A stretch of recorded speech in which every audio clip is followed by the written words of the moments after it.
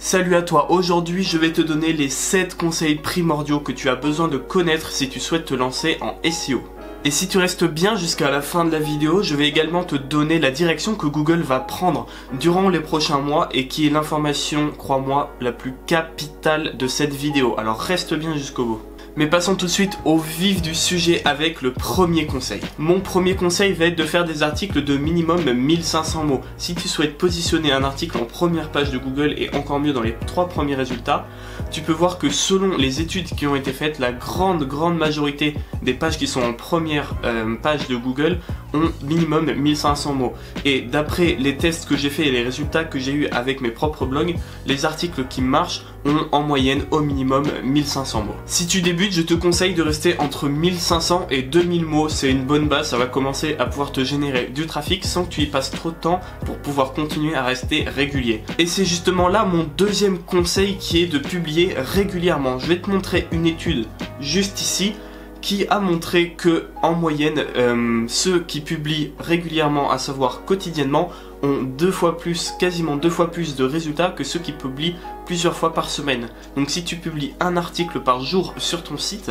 tu auras quasiment 2 fois plus de chances d'avoir des gros résultats que ceux qui publient une fois tous les 2 jours ou tous les 3 jours. Alors bien sûr, la rédaction d'un article prenant entre 2h30 à 3 voire 4 heures pour certains, je ne te conseille pas de faire des articles bâclés pour pouvoir publier tous les jours si tu ne peux pas consacrer quotidiennement 3 heures de ton temps. Ce que je te conseille dans ce cas-là, c'est évidemment de répartir une publication d'articles, on va dire un jour sur 2, un jour sur 3 grand minimum, un jour sur 2 c'est déjà pas mal, mais de conserver une certaine qualité quand même dans tes articles. Et c'est justement mon troisième point qui va être la qualité des articles. Ok, on sait très bien que la fréquence de publication et surtout la régularité va être quelque chose qui est particulièrement pris en compte par Google, mais la qualité le sera encore plus. Google est de plus en plus intelligent et si tu bâcles tes articles, il va le savoir et il ne va pas le mettre en avant. Tout ce que tu proposes sur ton site internet doit apporter une véritable plus-value au lecteur et surtout répondre à la question qu'il se pose. Les 2 buts principaux de proposer de la qualité et de répondre à la question de la personne, c'est d'éviter qu'il ait à aller sur un autre site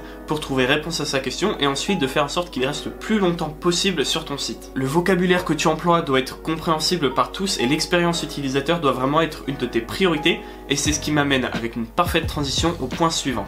L'UX ou expérience utilisateur, on le sait avec les nouvelles mises à jour de Google et leurs publications, ça va être quelque chose qui va être de plus en plus au centre de leurs priorités. Google cherche avant tout à satisfaire les personnes qui utilisent leur moteur de recherche et ça passe par une évaluation de l'expérience utilisateur. Concrètement, votre article doit être le plus agréable à l'œil possible, alors n'hésitez pas entre les paragraphes à insérer des gifs, des images ou des vidéos pour que ça soit aéré et que ça ne soit pas indigeste. Évitez également les textes écrits en trop petit, les boutons pas bien visibles ou les pop-up intempestifs qui auront tendance à énerver le lecteur. Plus la personne va passer de temps sur votre page, mieux c'est pour vous. Et c'est ce qui m'amène au 5e point qui sont les liens. Pour cela, je dois t'expliquer ce qu'est le maillage interne. En gros, le maillage interne, c'est le fait dans un article de parler par exemple d'une autre page ou d'un autre article de ton site et d'avoir un lien qui pointe vers une autre page, un autre article de ton site internet.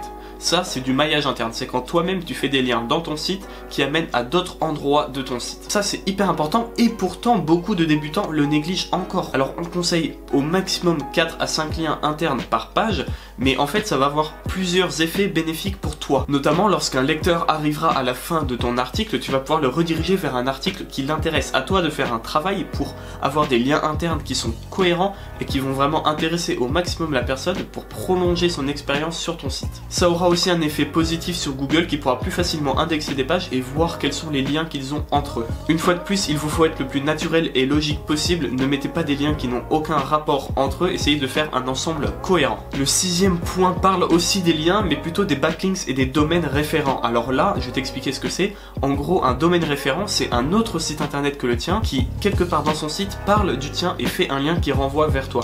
Donc un domaine référent, c'est un site internet qui parle de toi, et un backlinks, c'est le lien d'un site internet externe qui parle de toi. Donc les domaines référents vont avoir des backlinks qui pointent vers toi. Pourquoi c'est hyper important? Parce que d'une part, ça va t'apporter du trafic. Imaginons qu'un blog sur le bricolage parle de vous et dise Je vous conseille d'ailleurs d'aller visiter cet article. Certaines personnes vont pouvoir cliquer dessus et visiter votre site internet. Mais ce qui va vraiment être le plus important, ça va être de gagner de la crédibilité aux yeux de Google. En effet, si un site que Google considère comme de qualité, comme un site référent dans son domaine parle de vous, Google va donc vous considérer un peu plus comme un site de qualité. Plus vous avez de domaines référents qui sont cohérents avec votre thème, je le rappelle, c'est très important, encore une fois, rien ne sert d'avoir des backlinks d'un site de bricolage si vous parlez de nourriture végétarienne. Mieux ce sera pour vous et pour l'avis que Google a de votre site. Mais avoir des backlinks et des bons domaines référents fait surtout la différence lorsque vous essayez de vous positionner sur les gros mots-clés qui sont compétitifs. En effet, pour certaines requêtes, ça va être très compliqué de se positionner en première page et encore plus dans les 3 premiers liens. Et c'est là que les backlinks et les domaines référents vont donner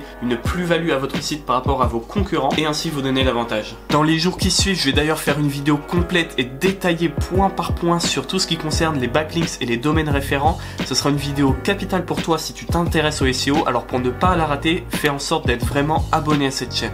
Enfin, le 7e et dernier conseil, juste avant que je ne te donne la clé la plus importante de cette vidéo, à savoir la direction que va prendre Google et ce qui va énormément changer pour toi, c'est de bien choisir tes mots-clés. En effet, lorsque tu vas écrire un article, il va être composé autour d'un mot-clé principal qui va être le centre d'intérêt de cet article. C'est sur ce mot-clé que tu vas notamment essayer de te positionner dans les résultats Google et c'est ce mot-clé qui doit être au cœur de ta préoccupation. Mais attention parce que le choix du mot-clé est primordial. Un mot-clé trop compétitif ne va pas te permettre d'être en première page de Google et donc ne te fera aucune visite. Donc rien ne sert d'écrire un article si c'est pour ne pas avoir de visite derrière. Au contraire, un mot-clé beaucoup plus facile pour se positionner mais qui n'a aucune requête avec peut-être 10 recherches par mois ne va t'apporter quasiment aucune voire aucune visite sur ton blog. Donc une fois de plus, rien ne sert d'écrire cet article. Il faut également que tu fasses bien la différence entre les mots-clés short et long trend. Je vais t'expliquer. En français, on appelle ça les mots-clés de longue et courte trend. Par exemple, un mot-clé de courte trend, ça va être combinaison. Et sa version, une de ses versions long trend en tout cas, sera combinaison de surf pour enfants, ou combinaison pour enfants. Ce que tu peux voir ici, c'est que le mot-clé combinaison aura bien plus de recherche, mais sera bien plus compétitif et il sera compliqué pour toi de te positionner en première page. A l'inverse, un mot-clé long trend comme combinaison de surf pour enfants aura bien moins de concurrence, mais aussi moins de requêtes. Ce sera donc à toi de trouver le juste milieu avec des outils comme Ahrefs par exemple, mais je t'en reparlerai dans la prochaine vidéo, alors fais bien en sorte d'être abonné. Et enfin, en petit bonus, le conseil selon moi le plus important de la vidéo, c'est de bien comprendre une chose. Lorsque tu vas créer tes articles de blog et lorsque tu vas faire des modifications sur ton site en général, il faut bien que tu gardes à l'esprit que Google aura tendance à se rapprocher de l'esprit et du cerveau humain. Les robots Google sont de plus en plus intelligents et ils cherchent à coller au maximum à ce que vont penser les utilisateurs, à se mettre dans leur tête. Ne cherche jamais à tromper Google ou à utiliser des systèmes dérivés pour être mieux référencé, ça marchera peut-être sur le très court terme mais jamais sur le long terme. Donc garde bien ça en tête, Google essaye de plus en plus de se rapprocher du cerveau humain. Donc quand tu écris quelque chose, quand tu publies du contenu, ne le publie pas pour Google, essaie de te concentrer sur la personne qui va le lire et ça fera toute la différence. C'est tout pour la vidéo d'aujourd'hui, mais pas de panique, si elle t'a été utile, tu peux utiliser le petit bouton bleu en dessous de la vidéo pour me le dire et n'hésite pas même, va t'abonner, je t'oblige à aller t'abonner parce que ça serait bête pour toi de rater tous les conseils utiles que je donne quotidiennement sur ma chaîne.